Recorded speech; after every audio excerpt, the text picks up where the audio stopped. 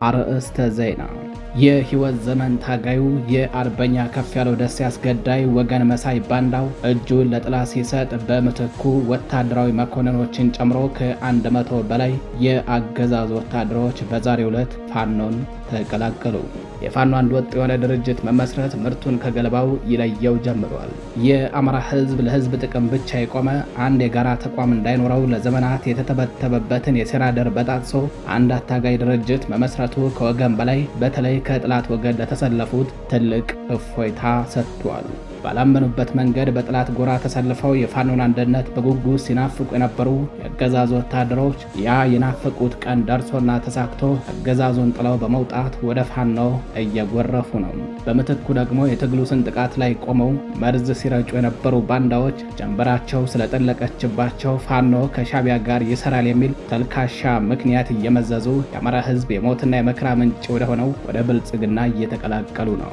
አዲሱ ደባልቄ የተባለ የአርበኛ ከፍያለው ደሴ አስገዳይ በዛሬው ዕለት ዲሽቃ ይዞ ወደ ብልጽግና ሊቀላቀል ሲል በእውነተኞቹ የከፌ ልጆች በተወሰደበት እርምጃም ህይወቱን ብቻ አትርፎ ባዶ እጁን የብልጽግናን ካምፕ ተቀላቅሏል። የብልጽግና ካምፕም ካፈርኩ አይመልሰኝ በሚል ከከዘነው ክላሽና ዲሽቃ አውጥቶ አዲሱ ደባልቄ ይዞት የገባው ነው በሚል ፎቶ ያነሳ ሐሰተኛ መረጃም ሲያሰራጭ ውሏል። መረጃውን ሰፋ ተናደርገን ይዘነዋል። በቀዳሚነት የምናሰማችሁ ይሆናል። በተያያዘ ዜና የፋኖን አንድነት ተከትሎ ከስምሪት ቀጠናቸው በመጥፋት ፋኖን የሚቀላቀሉ ወታደሮች ቁጥር ከወትሮው በተለየ ሁኔታ ጨምሯል ተባለም። ወታደሮቹ በጉጉት ሲጠብቁት የነበረው የፋኖ አንድነት መበሰሩን ተከትሎ ጨርቄን ማቄን ሳይሉ ከቡድን መሳሪያ ብሬንና ስናይፐር ጀምሮ ሙሉ ትጥቃቸውን እንደያዙ በገፍ ወደ ፋኖ እየጎረፉ ነው። ይህ ጉዳይ በአገዛዙ ቤት ከባድ ሽብርና ድንጋጤን የፈጠረ ሲሆን ጠቅላይ ሚኒስትሩ ባለቤታቸው ዝናሽ ታያቸውን በአንድ ግንባር፣ የስድብ አማካሪያቸው አቶ ዳንኤል ክብረትን በሌላኛው ግንባር እንዲሁም ሌሎች ምንጣፍ ጎታቾቻቸውን በቀሪው ግንባር አሰልፈው ይዋጉ ካልሆነ በቀር ወታደሩ ማን ሞቶ የማን ስልጣን ሊቀጥል በሚል ጥሏቸው ልክ እንደ እምቧይ ካብ እየተናዳ አልቋል። መረጃውን በዝርዝር ታደምጡታላችሁ። በሌላኛው መረጃችን ፋኖ ከከምር ድንጋይ ከተማ በቅርብ ርቀት ጥጥራ ተብሎ በሚጠራው አካባቢ ላይ በፈጸመው ድንገተኛ ጥቃት 24 የአገዛዙ ወታደሮች ሞትና ቁስለኛ ተደረጉ። ውጊያው እጅግ ፈጣንና አማራዊ ጀግንነትን ከጦር ሳይንስ ጋር ያዋሃደ ነበር ተብሏል። በተመሳሳይ በዚያው ቀጠና ከክምር ድንጋይ በአካባቢው አጃ ተብሎ በሚጠራው መንደር ትሬሽን ሲያንቀሳቀስ በነበረም የብልጽግና ወታደራዊ ኃይል ላይ በተፈጸመ ደፈጣ ጥቃት ወታደሮቹ ከነጫኑ ትሬሽን በእሳት ጋይተው ማለቃቸው ተሰምተዋል። ሁለቱን መረጃዎች በዝርዝር አጠናቅረናቸዋል፣ ተሰሟቸዋላችሁ። ሰላም ጤና ይስጥልኝ። የተከበራችሁ የመረብ ሚዲያ ቤተሰቦች እንደምንዋላችሁ፣ እንደምናመሻችሁ። ከመረብ ሚዲያ የዛሬ ጥር 15 2018 ዓ.ም ዕለታዊ መረጃዎችን አጠናቅረን ይዘን ቀርበናል። አብራችሁን ቆዩ።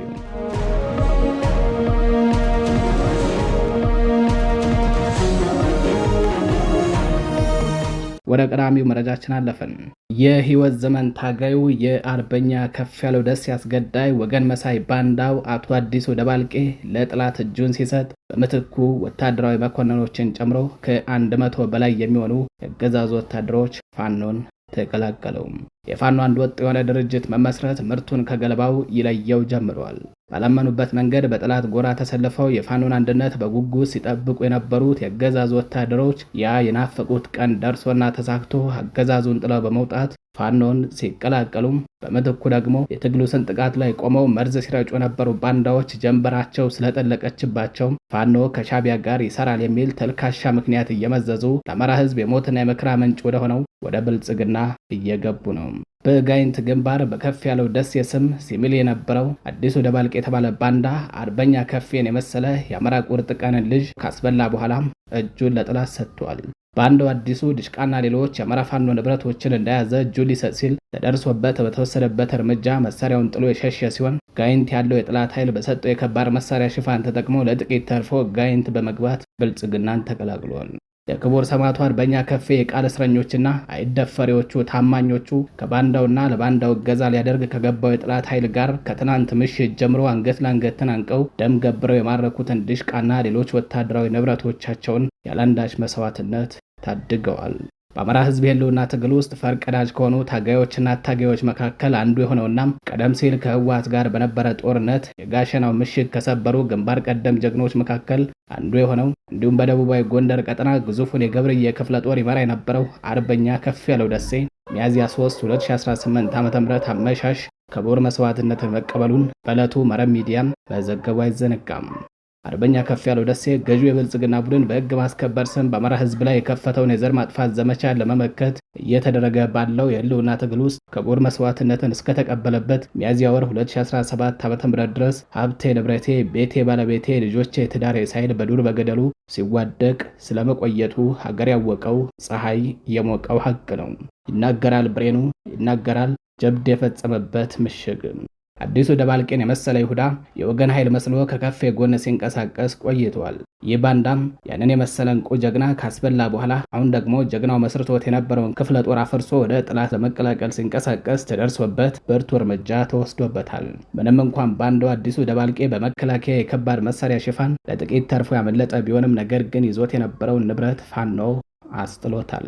ባንዱ አዲሱ ድሽቃና ሌሎች የፋኖ ንብረቶችን እንደያዘ እጁ ሊሰጥ ሲል ነው በእውነተኞቹ የከፌ ልጆች በተወሰደበት ጥብቅ እርምጃ ንብረቱን ጥሎ ህይወቱን ብቻ እንደያዘ የጥላት ኃይልን የተቀላቀለው።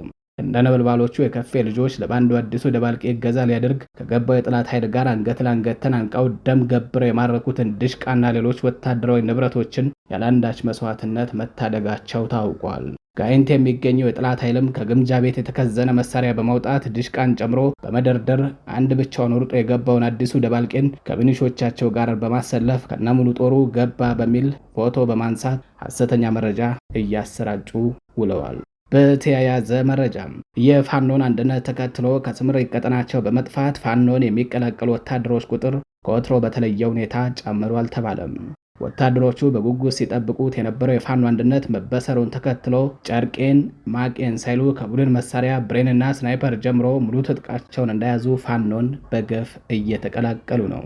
ይህ ጉዳይ በአገዛዙ ቤት ከባድ ሽብርና ድንጋጤን የፈጠረ ሲሆን ጠቅላይ ሚኒስትሩ ባለቤታቸው ዝናሽ ታያቸውን በአንድ ግንባር፣ የስድብ አማካሪው አቶ ዳንኤል ክብረትን በሌላኛው ግንባር እንዲሁም ሌሎች ምንጣፍ ጎታቾቻቸውን በቀሪው ግንባር አሰልፈው ይዋጉ፣ ካልሆነም ወታደሩስ ማን ሞቶ የማን ስልጣን ሊቀጥል በሚል ጥሏቸው ልክ እንደ እምቧይ ካብ እየተናደ ነው። በዛሬው ዕለት ብቻ 60 የሚኒሻ አባላት 2 ብሬንና 45 ክላሽንኮቭ መሳሪያ እንደያዙ ፋኖን ተቀላቅለዋል። አንድነቱ በተበሰረ ማግስት በርካታ ያገዛዙ ወታደሮች እየፈራረሱ ወደ ፋኖ እየተቀላቀሉ ነው። ይህ ብቻ ሳይሆን በተለያዩ ቀጠናዎች ብልጽግና ሲያሳድዳቸው የነበሩ ኃይሎች ታጥቀው ራሳቸውን ከአረመኔው መንግስት ጥቃት ሲከላከሉ የቆዩ በመተከል አውራጃ ዳንጉል ወረዳ በሻለቃ ሲሳይ ገነት ሲመሩ የነበሩ ከ60 በላይ የአገው ተወላጅ ወገኖች 2 ብሬንና 45 በላይ ክላሽንኮቭ መሳሪያ በመያዝ የአማራ ፋኖ ብሔራዊ ንቅናቄ ቴዎድሮስ ዕዝ 105ኛ ኮር 66ኛ ክፍለ ጦርን ተቀላቅለዋል። በተመሳሳይ ከድር አብዲ ገመቹ ገመዳም ኃይሉ ሙኒዬ እንግዳም ምንችል ጸጋ ከ61ኛ ኮር 52ኛ ክፍለ ጦርና ከ6ኛ ዕዝ 605ኛ ኮር 14ኛ ክፍለ ጦር በመክዳት በቴዎድሮስ ዕዝ 102ኛ ኮርን የተቀላቀሉ ሲሆን ጌታው መሌ፣ ታደሰ ደሴ የሚባሉ የሚኒሻ አባላት ደግሞ ከሸበል በረንታ በመውጣት 201ኛ ኮርን ተቀላቅለዋል። በተያያዘ የምዕራብ ዕዝ 401ኛ ኮር ቃኝና መሐንዲስ ጋንታ አዛዦች 10 አለቃ ደርብ ምስቄ፣ 10 አለቃ ትርሳው መዝገቡ፣ 10 አለቃ ሸጋዬ የተሻገረ፣ 10 አለቃ መኳንንት አዱኛ የአማራ ፋኖ አንድነት ምስረታ በፈጠረባቸው ደስታ ከኦሮሚያ ክልል በመነሳት ቀናትን የወሰደ ጉዞ ተጉዘው በአማራ ፋኖ ብሔራዊ ንቅናቄ ቴዎድሮስ ዕዝ 206ኛ ኮር 34ኛ ክፍለ ጦር ስር የምትገኘው አብራጀት ሻለቃን ተቀላቅለዋል። በብልጽግና ካምፕ ውስጥ ያለው ወታደር እየፈራረሰ ይገኛል። ቀሪዎቹም በቡድን ፋኖን ለመቀላቀል ምቹ ሁኔታ እየጠበቁ ሲሆን በብልጽግና ቤትም ፍጹም መተማመን በመጥፋቱ ከባድ ድንጋጤ ተፈጥሯል። በተመሳሳይ የፋኖ አንድነትን ተከትሎ በዛሬው ዕለት ብቻ 17 ወታደሮች ምኒልክ ዕዝን ተቀላቀሉ። እዙን ከተቀላቀሉ ያገዛዙ ወታደሮች መካከል የ203ኛ ኮር ከፍተኛ አመራር የሆነው የኮሎኔል ገዳሙ አጃቢን ጨምሮ ሌሎች የሬጅመንት አመራሮች ይገኙበታል። የብልጽግና መከላከያ ሰራዊት 203ኛ ኮር አመራር የሆነው ኮሎኔል ገዳሙ አጃቢ የኮማንዶ ጥርጥር ክላሽ በመያዝ እንዲሁም 83ኛ ክፍለ ጦር ቃኝ የሆነው ሌላኛው አባልና ሌሎች 2 ወታደሮች 3 ክላሽ እንደያዙ በአጠቃላይ 4 ወታደሮች ምኒልክ ዕዝ ልዩ ዘመቻን ስለመቀላቀላቸው የእዙ ህዝብ ግንኙነት መምሪያ ለመረብ ሚዲያ በላከው መረጃ አስታውቋል። የልዩ ዘመቻ ክፍለ ጦር አመራሮችም ደማቅ አቀባበል አድርገውላቸዋል ነው ያለው ምኒልክ ዕዝ በህዝብ ግንኙነት መምሪያ በኩል ለጣቢያችን በላከው መረጃ። በተመሳሳይ የአማራ ህዝብ መሪ ድርጅት የሆነው አፋብን መመስረቱን ተከትሎ 8 የፋሽስቱ ብልጽግና አገዛዝ ወታደሮች ምኒልክ ዕዝ ምስራቅ አማራ ኮር 2 ካላኮርማ ክፍለ ጦርን ተቀላቅለዋል። 8 ወታደሮች 7 ክላሽ፣ 1400 ተተኳሽ፣ 7 የወገብ ትጥቅና 6 ኤፍ1 ቦምብ ይዘው ነው የተቀላቀሉን ሲል ምኒልክ ዕዝ በህዝብ ግንኙነት መምሪያው በኩል ለጣቢያችን በላከው መረጃ ገልጿል። በተያያዘ 5 የአገዛዙ ወታደሮች ዛሬ አመሻሹን ከነሙሉ ትጥቃቸው ምኒልክ ዕዝን ተቀላቅለዋል። በቅርቡ ከተቋቋመችው 11ኛ ዕዝ የ35ኛ ክፍለ ጦር አባል የሆኑ 3 ወታደሮች ዛሬ ጥር 15 2018 ዓ.ም አመሻሹን ከነሙሉ ትጥቃቸው ምኒልክ ዕዝ ምስራቅ አማራ ኮር 1 ባለሸርጡ ክፍለ ጦርን ተቀላቅለዋል። በተመሳሳይ የሰሜን ምስራቅ ዕዝ በታችኛው ወታደራዊ አመራር እርከን ላይ የነበሩ 2 አዛዦች በምኒልክ ዕዝ ስር ላስታ ጀነራል አሳምነው ጽጌ ኮር ሜጀር ጀነራል ባንታ ባተ ክፍለ ጦርን ተቀላቅለዋል። በክፍለ ጦሩ ህግ ክፍል ኃላፊ አርበኛ አንደበት በየነ አቀባበል የተደረገላቸው የ65ኛ ክፍለ ጦር 5ኛ ሻለቃ አመራሮች በተደረገላቸው ደማቅ አቀባበል መደሰታቸውን ገልጸው አብዛኛው ሰራዊት በስርዓቱ እኩይ ተግባር እንደተማረረም ተናግረዋል።